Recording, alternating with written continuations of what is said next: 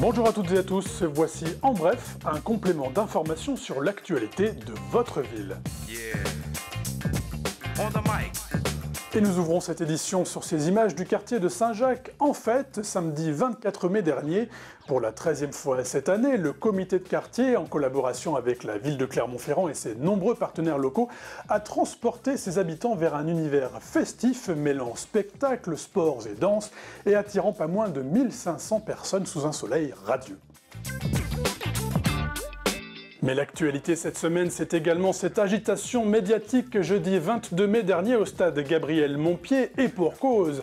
En prenant les commandes de l'équipe du Clermont Foot la saison prochaine, Helena Costa devient la première femme en Europe à entraîner une équipe masculine de football professionnel. Pragmatique, la jeune Portugaise s'est dite davantage préoccupée par les résultats à obtenir plutôt que sa singularité dans le milieu, avec un seul mot d'ordre, gagner. Et pour y parvenir, le nouvel entraîneur a d'ores et déjà, vous allez le voir, un regard réservé mais néanmoins aiguisé sur le jeu clermontois. Je ne m'étendrai pas sur un sujet qui n'a pas à être détaillé publiquement. Mais l'analyse que nous avons faite hier avec le staff m'inciterait à développer la défense de zone et la créativité. Et la Ligue 2 décidément se féminise avec Helena Costa. Stéphanie Frappard fera elle aussi figure d'exception la saison prochaine en devenant la première femme en France à occuper la place d'arbitre central de Ligue 2. Pendant ce temps, les mordus de l'asphalte continuent de rouler des mécaniques avec des moteurs rugissants pour détourner votre attention des hôtesses. Vous l'avez compris, l'International Motor Exhibition est de retour les 14 et 15 juin prochains à la Grande Halle d'Auvergne. Cocktail détonnant de pétrole et de testostérone que boivent Monster Trucks, Buggies et autres quads, l'événement saura aussi séduire les plus pondérés des amateurs de sport mécanique puisque la Formule E, comprenez Formule 1 électrique, sera présentée par Michelin à quelques semaines seulement du premier championnat du monde de la discipline.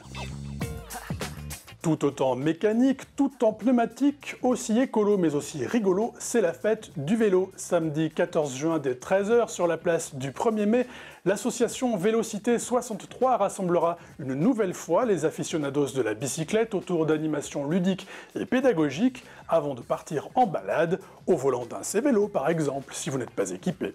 Sinon, vous pouvez toujours courir. À Clermont, la prochaine édition de ce rendez-vous sportif et festif se tiendra elle aussi samedi 14 et dimanche 15 juin au départ de la rue Blatin avec bien sûr une multitude de parcours adaptés aux pros comme aux amateurs de tous âges que l'on comptera par milliers encore cette année.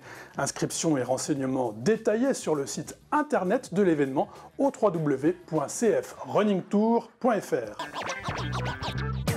Côté sortie, si l'on vous croise à Paris entre le 27 mai et le 28 juin, on vous recommandera le théâtre Les Déchargeurs dans le quartier des Halles, qui programme Au banquet de Marianne, pièce made in Auvergne du Wakan Théâtre où se réunissent Montesquieu, Robespierre, Hugo, Jaurès, De Gaulle et Edgar Faure autour d'un banquet républicain. Marianne, nous dit-on, en aurait rêvé.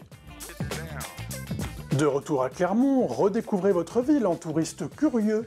Les visites guidées de l'Office de tourisme vous emmènent à la connaissance du centre historique et de ses vitraux le 31 mai, où vous dévoilent un Clermont antique et médiéval samedi 7 juin. L'Opéra-Théâtre, lui, gardera quelques temps encore ses secrets pour les malheureux lecteurs de la mention complet apposée sur la page web de l'Office de tourisme qui, rassurez-vous, regorge toujours de rendez-vous captivants. Captifs, ils ne le sont plus. On se quitte sur les images de ces 40 pigeons en résidence forcée pendant 2 mois dans l'un des 2 pigeonniers récemment installés à Clermont-Ferrand. Celui-ci, face à la jetée, a rouvert ses grilles le 21 mai dernier pour laisser à ses hôtes le soin d'attirer leurs congénères vers cet abri confortable auquel ils se sont habitués. Graines et provisions d'eau y sont gracieusement distribuées par la ville et ses partenaires chargés d'entretenir les lieux et de maîtriser des populations qui passent ainsi de l'état de nuisible à celui d'attraction. Nous avons un pigeonnier au Jardin Lecoq qui fonctionne depuis plusieurs années, depuis 5 ou 6 ans, et c'est un succès. C'est-à-dire qu'à 400 mètres alentour, on n'a aucune plainte d'habitants sur des salissures de façade et autres. Donc c'est une réussite et donc il a été décidé par les élus d'installer 2 nouveaux pigeonniers dans des quartiers un peu difficiles. Donc celui-ci, place Michel de l'Hospital pour le centre-ville, et un autre qui se situe dans le quartier Saint-Jacques, près de la crèche Saint-Jacques sur l'îlot Sémigné. Ainsi s'achève votre émission, merci de l'avoir suivi. Prochain rendez-vous avec l'actualité clermontoise dans une semaine. Ciao!